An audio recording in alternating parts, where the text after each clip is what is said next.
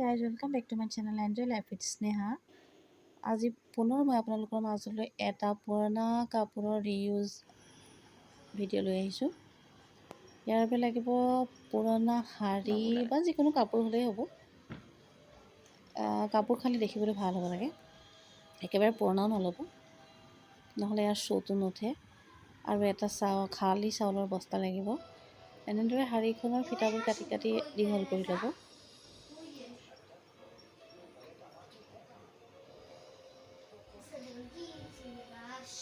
তাৰপিছত এনেদৰে মূৰটোত গাঁঠি এটা দি ল'ব। গাঁঠি দি এনেদৰে আমি যেনেকৈ বেনি গাঁঠোঁ, চুলিৰ বেনিৰ গাঁঠিটোৰে এনেদৰে গাঁঠি ল'ব। যিমান দূৰ পাৰি সিমান দূৰলৈকে গাঁঠি ল'ব। সেইদৰে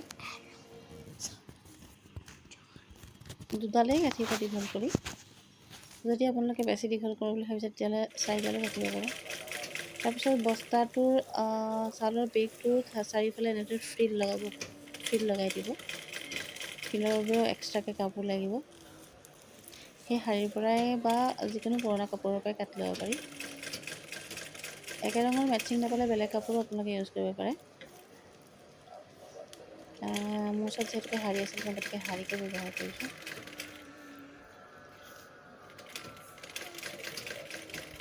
এইখন আচলতে মেট হিচাপে হ'ব। মেট মানে আপোনালোকে যিকোনো কামৰবোৰ ইউজ কৰিব পাৰিব।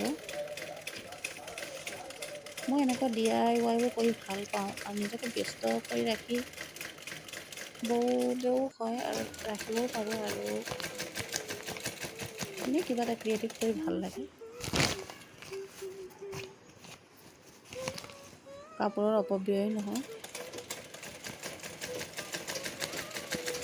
এইদৰে পাৰিটো ফিটটো চিলাই হোৱাৰ পিছত তাৰ ওপৰত এনেদৰে শাৰীখনৰ এটুকুৰা জোখত কাটি এইদৰে লগাই লৈছোঁ। আচলতে চিলাই জানিলে বহুত সুবিধা হয়, নহয়নে?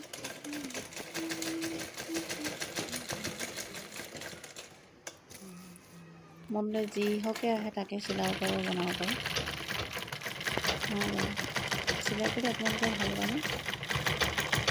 ভাল লাগে। এইদৰে পাৰিটো চিলাই লোৱাৰ পিছত তাৰ ওপৰত মই যে বেনি গাঁঠিছিলোঁ, সেই বেনিখিনি লগাই দিলোঁ ছাইডে ছাইডে।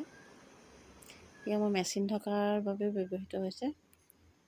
মেচিন কভাৰৰ নিচিনাও হৈছে, আৰু এইদৰে মেট হিচাপে আপোনালোকে ব্যৱহাৰ কৰিব পাৰে।